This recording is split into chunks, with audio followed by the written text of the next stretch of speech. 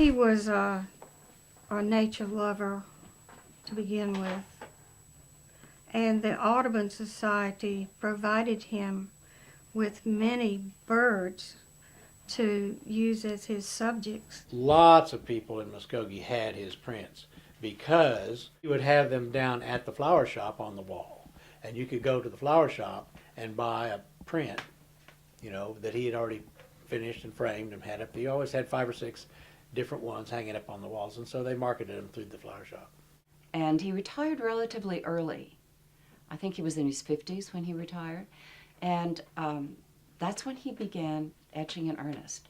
Why he chose etching over anything else, he was influenced again by European techniques.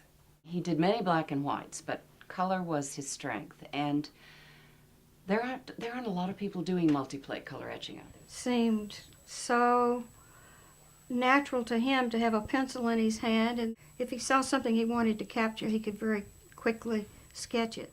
It was natural to him, just as breathing. Persistent. Perfectionist, he had a great sense of humor. He saw the bizarre and outrageous in things. He was very talented. That he combined 2 of the standard printing processes for copper etching. He says, why not make a soft ground plate with the drawing on it and then run it offset on a clean piece of copper to get the drawing on the copper, put the rosin dust on it, and then where I want it to be one color, I'll leave that to etch, and I'll go over all the rest of the drawing with asphalt paint. So that process is one that he cultivated himself. No 2 prints are ever alike because it makes a difference how much ink you leave on, how much you take off.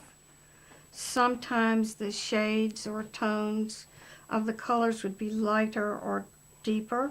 He was excited to see if the print would be successful, and we could always try again if not. But you were creating something, and you didn't know where it would go. And I remember in the studio, Maury learned to whistle out of the side of his mouth. Most of us pucker. He learned to like that, and you could hardly tell it. But he always whistled the same tune. It was Roses of Picardy. She is watching by the poplars, Calinette with the sea blue eyes.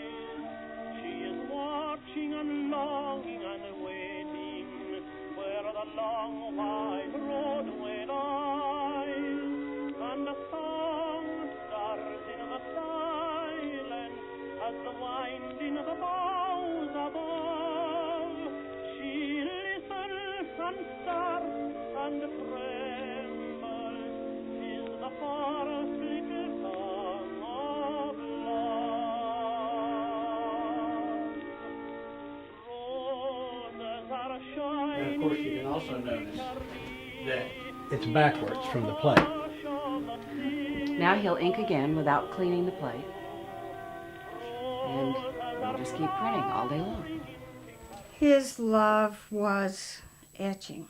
He liked everything about it. It was so important for him to be able to print. That was his life. Cancer, bone cancer, is what finally ended his life.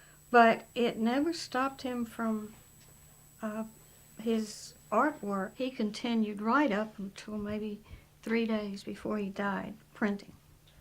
So if I had to say, what's the greatest thing I ever got from him? Yes, the ability to earn a living. That's nice. But the other is, lessons in life I wouldn't have gotten from anyone that hadn't had the life experiences, and he had them. Maury was an institution himself in Muskogee. He was a fascinating man. I would not have missed him for the world. Roses are shining